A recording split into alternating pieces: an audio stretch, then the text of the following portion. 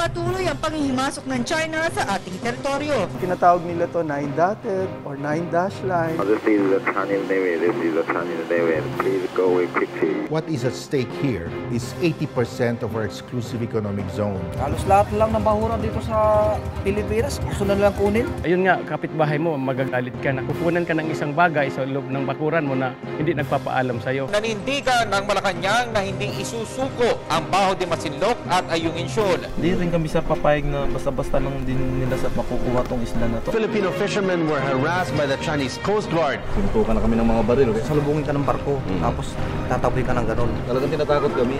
Ano sila ng water cannon. Kinakailangan natin ng kakampi. We've chosen to take it to the arbitral tribunal. China is out of step. Hinikayat ng Amerika ang China na panatilihin ang status quo. Foreign military aircraft. This is Chinese Navy. You are approaching our military alert zone. Please immediately. Kailang gamitin yung persa nila dahil alam natin malakas sila. Pwede nga lang talagang magalit. Hindi lang talaga galit ang abutin kasi hindi talaga wala tayong magawa sa kanila eh. Go, go! Nandito pa rin kami at patuloy kami nagbabantay dito sa mga teritoryo natin sa West Philippine Sea. We may be losing some of the battles but we're not losing the war.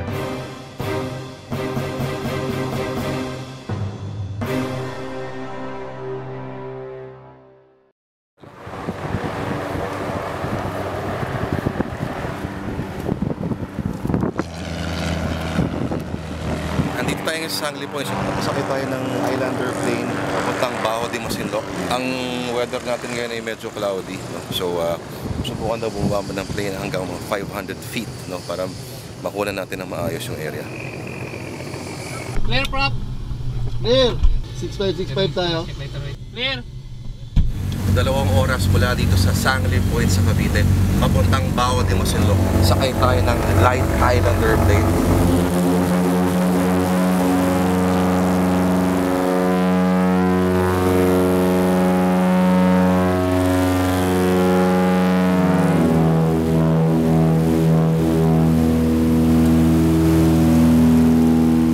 Sapat ang mapa para maunawaan ang lapad at lawak ng usapin ng Spratlys at mga teritoryo pinag-aagawan ng mga bansa. Pero sa ganitong punto de vista, mas makikita mo talaga kung gaano kalaki ang teritoryong inaagaw at kung bakit dapat natin itong ipaglaban. Nakakalula ang isyong ito.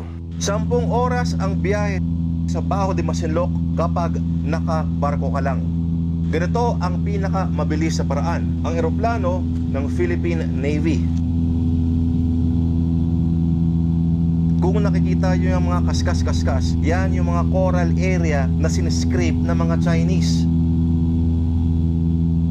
Ang Baho de Masinloc o Panatag Shoal, isang malawak at pabilog na bahura o coral reef na tahanan ng sari-saring naglalakihang mga isda at yamang dagat. 124 nautical miles lamang mula sa baybayin ng Zambales, Pangasinan at Bataan. Isa yan sa sinasabi nilang 3 barko ng Chinese Coast Guards na nandito ngayon.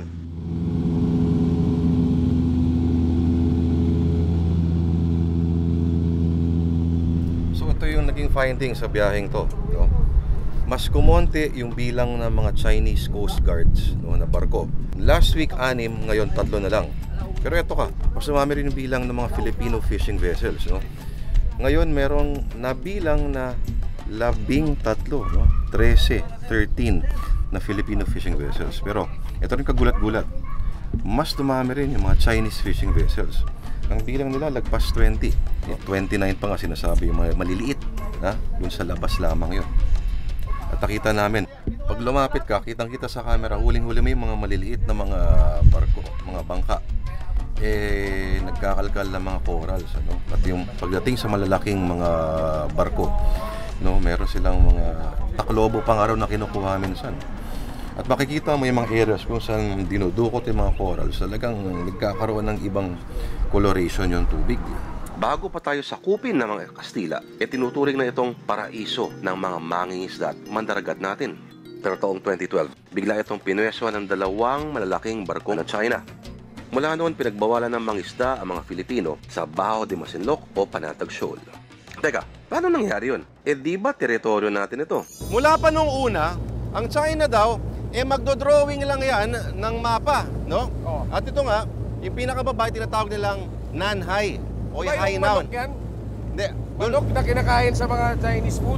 Hainanese yun, Hainanese chicken yun. Iba yun. Sa mapa, gumuhit sila ng isang malaking U sa paligid ng buong South China Sea. At sinabing lahat ng nakapaloob sa guhit na ito ay teritoryo ng China. Ito ang tinatawag nilang U-shaped line o 9-dash line. Ano nga ba itong 9-dash line na ito? Tinatawag nila to 9-dotted or 9-dash line. Pareho lang yon. Bakit 9-dash line? Kasi walang coordinates. So hulaan. Parang nag-drawing ka lang, ito dinrawing ko to, akin to. Si Consul General Ben Surto ng Department of Foreign Affairs ay isa sa nangungunang negosyador at tagapagtanggol ng Pilipinas sa United Nations. Laban sa sunod-sunod at sistematiko at agresibong agaw teritoryo ng China sa buong West Philippine Sea. Ang problema dyan sa 9-dash line na yan, ang layo niya mula doon sa Hainan, ito ang malaking isla ng China sa south, nag-i-extend siya ng more than 800 nautical miles. Di lagpas na kagad siya doon sa 200. Ang problema pa dyan, nag-e-encroach siya doon sa lehitimong karapatan natin na sinabi ng UNCLOS ay atin. In fact, mga 80% ng ating exclusive economic zone at ng Vietnam at ng Malaysia ay nasasakop nitong 9-dash line. Ang Pilipinas ay lumagda sa United Nations Convention on the Law of the Sea o UNCLOS, kasabay ng halos lahat ng nasyon. The whole point is that you claim resources of the sea based on the land. You don't just say, all this sea belongs to us without measuring the distance. So that's the important thing, the difference between UNCLOS and China's U-shaped line claim, is that China's U-shaped line claim is not based on the distance from the land. It's based on the idea that this is historically China's without providing any kind of legal basis for that. Ito gusto ko malaman Ano nga ba yung basehan ng China para tawagin nila itong South China Sea? Ito naman sa akin. Anong basehan rin ng Pilipinas para tawagin itong West Philippine Sea? Diba? If you look at UNCLOS, you look at the U-shaped line, the U-shaped line is completely incompatible with UNCLOS in the sense that if they are trying to claim all the sea inside that line is Chinese territory, then that's completely incompatible with UNCLOS. The dispute at the heart of this court case is that the Philippines is saying UNCLOS, law of the sea, and China is saying, no, we need to recognize our historic rights. And I would say that those historic rights are a collective hallucination. Para sa China, pag-aari daw nila ang lahat ng nasasakop ng 9-dash line dahil sila raw ang unang nakatuklas at namahala sa mga islang ito. Sila lang ang naniniwala sa 9-dash line. Walang ibang nasyon ang pumapanig sa kanila. Nung mga dekada 70, alam mo, ang bansang Vietnam at ang bansang China, meron silang pinag-aawayan na grupo ng isla doon sa norte. Ang tawag dito Paracels. Pero nung dekada 70, ang bansang China gumamit ng puwersa para patalsikin yung mga sundalo ng Vietnam doon. Hindi po tayo nagreklamo. Wala pong nagreklamo. Kasi ang tingin natin, ang tingin ng ibang bansa, wala naman kaming pakialam dyan dahil hindi naman kami apektado. Later on, dekada 80, mula doon sa Paracels, bumaba po sila, nandoon na sila sa Spratlys. Doon po sa isang feature na tinatawag nating Fiery Cross Reef, nagkaroon po ng sagupaan ang bansang China at bansang Vietnam, mga 80 katao, sundalo ng Vietnam, namatay.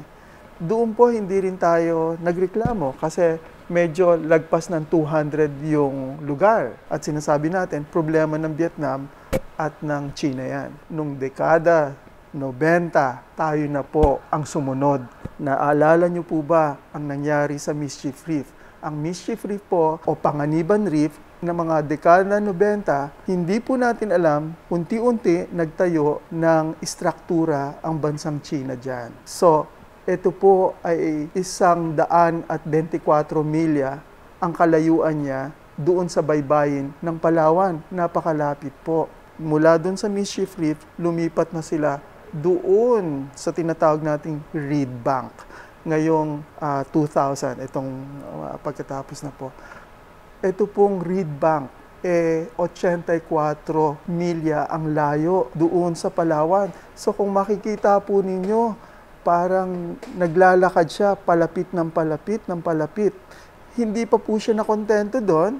Pagkatapos po niyan, nagkaroon tayo ng insidente sa Scarborough Shoal. Gumamit sila ng puwersa para paalisin tayo doon. Ang China po nagpapatupad ng fishing ban. So, ano po ang implikasyon niyan? Ginagawa niya po ito para ipatupad ang kanyang 9-dash line. Imbis sa salubungin ng puwersa sa puwersa ang kilos ng China, mas pinili ng ating pamahalaan na gumamit ng puspusang diplomasya, tiwala sa batas at matinding hinahon. Mahalaga ring makuha ang suporta ng pangdaigdigang komunidad ng mga bansa. Nasa tamang katwiran tayo, sabi ni Bensurto. At kung ipatutupad lamang ang United Nations Convention on the Law of the Sea o UNCLOS, mananalo tayo. Sabi ng UNCLOS, mula doon sa iyong baybay, o tinatawag natin sa English, low water mark. Bumilang ka ng 200 mula doon sa linya, ang tawag naman doon ay exclusive economic zone. Ang exclusive economic zone, wala kang sovereignty, pero meron kang tinatawag na sovereign rights. Sa ibang salita, ikaw lang ang may karapatan na mangisda sa dagat na yon. At mga kapatid, usapan ito ng kabuhayan ng marami nating kababayan. Kahit minsan ay parang komplikado at masyadong teknikal ang mga usaping bumabalot sa maritime entitlement dispute na ito. Malaki at nakababahala na rin ang pang-araw-araw na epekto ng mga panggigipit ng China. Apektado ng matindi ang mga mangingisdang ito na nakausap namin sa Masinloc at Pangasinan. Sa 20 taon na pangingisda nila, palaging sagana ang kanilang huli. Ngayon, sila na ang hinuhuli. Miguel Dodong, pakwento naman kung gaano kadelikado ang mga isda ngayon sa Baho. Noong December, pumunta kami doon, narangan kami. Hindi naman kami maka-alis ulit. Siyempre malakas ang hangin. Talagang pinilit namin pasok. Ngayon, nung pumayag sila, mga isang gabi lang, kinabukasan, pinapaalis na naman kami.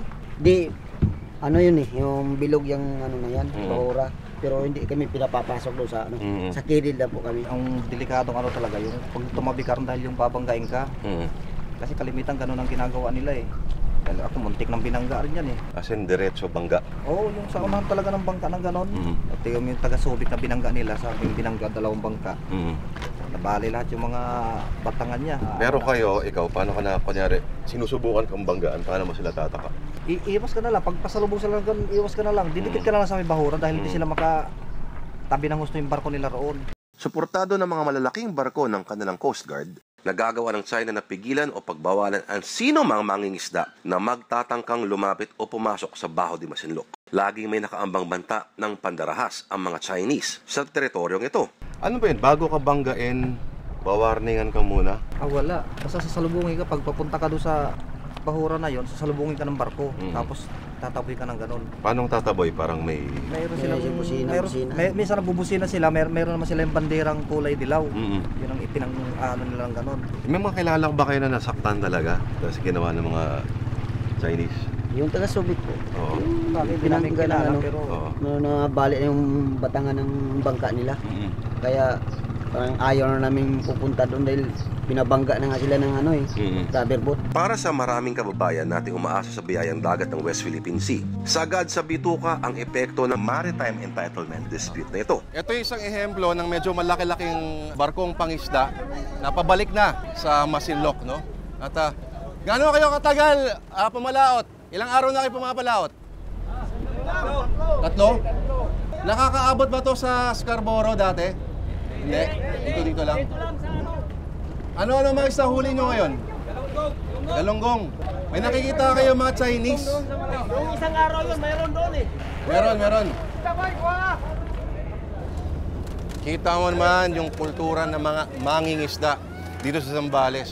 Nagkasulubong lang, binigyan kami ng isda. Nagbibigayan talaga sila, no? Hindi lang sa Zambales, yung kultura ng mga mangingisda talaga. Kapag nagkasalubungan, pwede kasi yung iba walang huli. Tapos i-share nila. Oo. Ito, kunyari, babayaran sa palengke ito, magkano to, Dodong? Pinakababa, 1,000 yan, sir. Pwede ba tayong pumunta na doon sa mga kaibigan din nating mangingisda doon? At mag-ihaw-ihaw tayo? Pwede. O, sige. Ayos. Dalawi ng mga isla malapit sa Baho de Masinloc, pareho rin ang maririnig mong mga kwento. Mga maliliit natin mangingisda laban sa malalaking barko ng China. Paano nga ba naman lalaban ang mga kababayan natin? Jeffrey, Peter, ikaw kailan ka huling pumunta ng Scarborough? Nung nakaraan po, nag-umpisa ako ng January. Oo. January 2014 yun, di ba? Pero napatigil din kami nung mga March na. Pinalis kami ng mga taga-China, tinutukan na kami ng mga baril, kaya napilitan kaming aalis. Ano to, bago kayo tinutukan, winarningan ba muna kayo bago kayo tinutukan? Sintutok talaga. Kami ang unang yung dalawang inarkilan ko na ganyang kalalaking bangka. Kami ang unang sampulan. Pinaikutan pa kami ng 5 speedboat nila. Tapos pinapaalis kami. Nagmamatigas din naman kami. Pumunta kami doon sa maraming bangka, sa kapwa namin bangkang malalaki. Lumapit kami doon para kapwa Pinoy nyo rin. Mag-ipon-ipon kami doon. Pero wala talagang nagawa dahil sobrang dami din naman nila. Malalaki pang sasakyan. Napilitan kami umalis. Yung pagtutok nila, saan sila nakatayo nun? Doon po sa mga speedboat nila. Sa isang speedboat, mga gaano karaming Chinese ang... Mga 10 sila sa gaano karami? Lahat yun armado? Puro armado. Wala kang makita hindi armado sa kanila, puro di baril. At saka lahat nun, nakatutok talaga sa amin yun. Talagang tinatakot kami. Kaya wala din kami nagawa. Pilitan lang kami alis. Kisa naman kami makatirahin pa kami. Sa tingin nyo, tutuluyan nila kayo?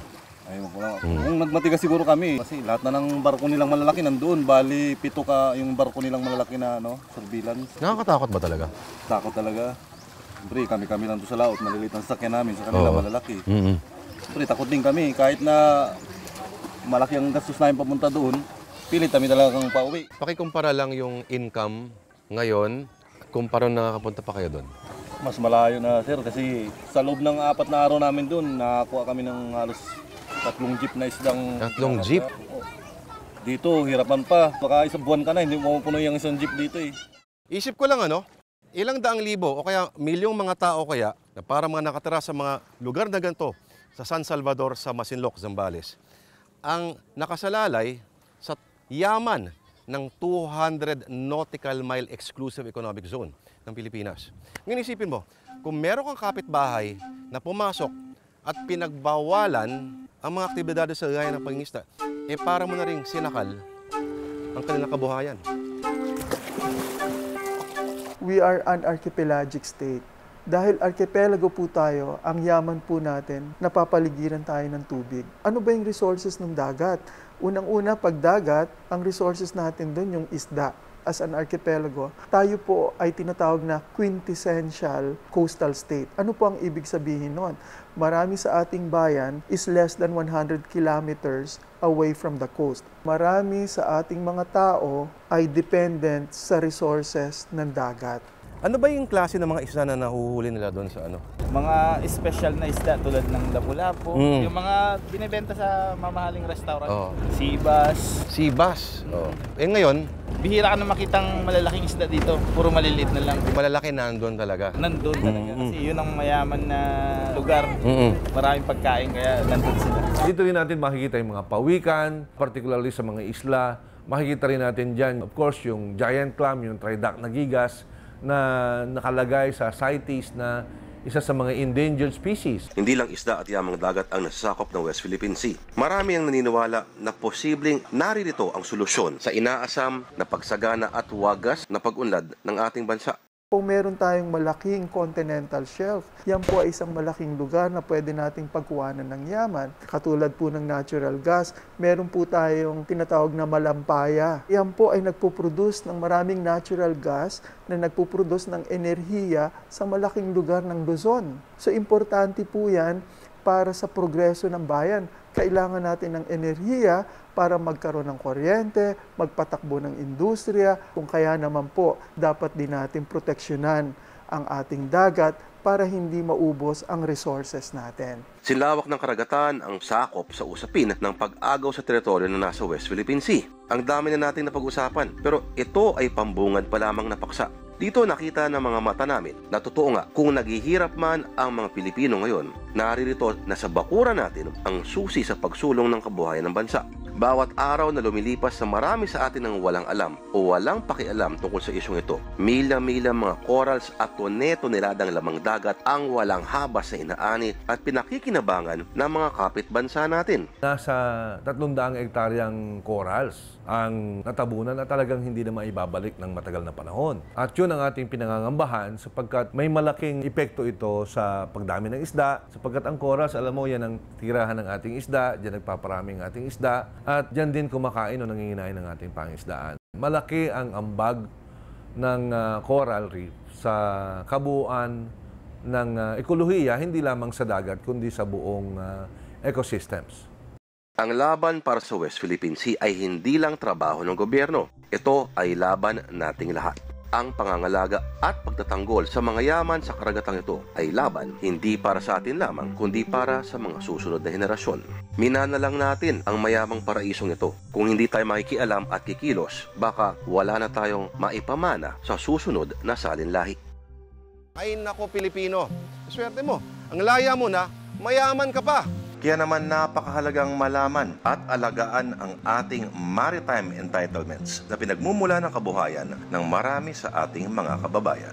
Ang problema, meron kang kapitbahay na labas-masok na sa teritoryo mo, ninanakaw at dinudurog pa ang yaman mo. Atin to eh. Pero huwag kang mag-alala. Pag-usapan natin ngayon. Pilipino, meron kang pag-asa at higit sa lahat, meron kang kalayaan.